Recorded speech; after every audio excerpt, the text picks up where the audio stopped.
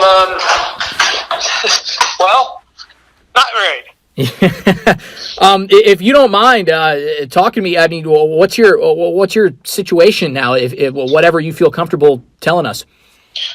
We have got our entire team. We're safe, and we are barricaded in one of the offices on the Capitol complex, and we are awaiting instructions from Capitol Police on what to do next. I have a feeling it's going to be a while. Yeah, you and me both. We're all hands on deck here, in our local capacity, whatever we can do to kind of get the word out about what's happening and cover this as best we can.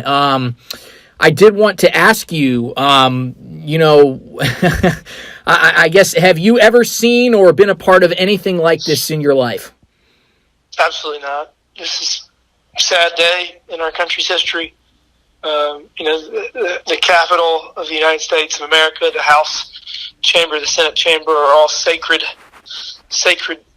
parts of our country's history, and the fact that they have been under siege and breached and overtaken by protesters is just un-American, and it's just a dark day in our country's history.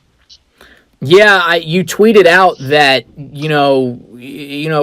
almost as a plea to the president. You said we voted for you, we trusted you, and you need to sort of condemn this immediately. It sounds like you feel pretty strongly about this, and the president did come out with a tweet then urging peaceful protests. Do you think he needs to do more? Because a lot of these folks were there at the rally earlier today. I'm in communication with the White House and with the chief of staff, and I'm asking that he go on television and make an urgent plea to vacate the Capitol. It does look like the Capitol Police are getting things more under control, but they need to leave the Capitol immediately. It's unacceptable. Yeah, you said that. I think you just used the words un-American. A minute or so ago. Can you talk about, because some of these folks are already contending that, this is their right to do this. And you had another tweet, actually, where you talked about how illegally storming the steps of the Capitol is not democracy. Can you expand on that?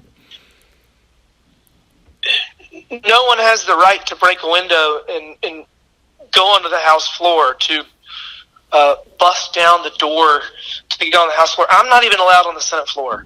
I'm not allowed on the Senate floor, and we have people that are jumping on the speaker's rostrum on the House floor and on the leader's dais in the Senate. I mean, this is not okay, and it is lawlessness.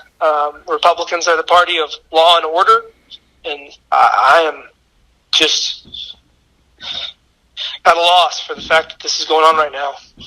Yeah, on top of all of this, the electoral certification process has been suspended. What, if anything, are you hearing about that? Is that process going to be resumed anytime soon? And how important do you think it is that we do resume that process? I think it's critical. They will retake the Capitol in the next hour or two.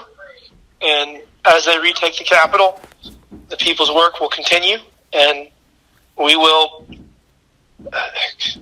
continue the process through which the Constitution is prescribed. This is a mere momentary hiccup, and we will move forward shortly.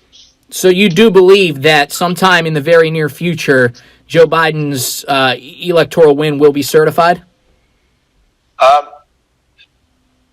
That process hopefully will begin shortly, and as the electoral votes are counted, assuming he gets 271 or whatever it is, he will be certified. But I just want people to leave the Capitol immediately and let us get back to work. Sure. I have one more question about the electoral process, and then I have one more question about your situation in the Capitol as it stands right now. I'll start with the first one. Do you do you support your fellow colleagues, congressmen, senators, who are raising objections currently to the electoral process and saying that that they have objections to certain electoral votes from key states?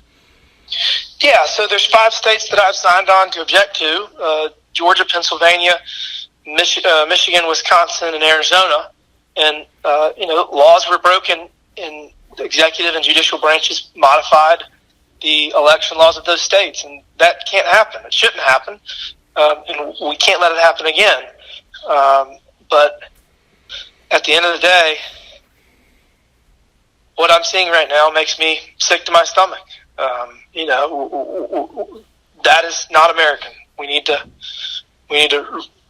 get these people out of the Capitol and get our country back. Right. And it's interesting to hear you say those words, get our country back, because I think that in some way, some of these people that have stormed this building think that's what they're doing. Obviously, you and many other lawmakers have said that they're going about it the complete wrong way. I know that you said to me earlier that, you've never seen anything like this in your life and that this is a dark day. How do we move forward from this?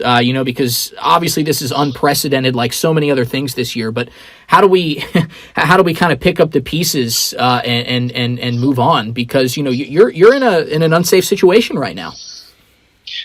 I think as with all national tragedies, and I do think this is a tragedy, Americans grow stronger, come together, and do the work that needs to be done. And I'm hopeful that that's what will happen here. Absolutely. Congressman, thank you very much for your time. If there's anything else that we can do, you can just have Heather reach out to us or anything like that. But we appreciate you being on with us today. Yep, thank you. Absolutely. Stay safe, sir.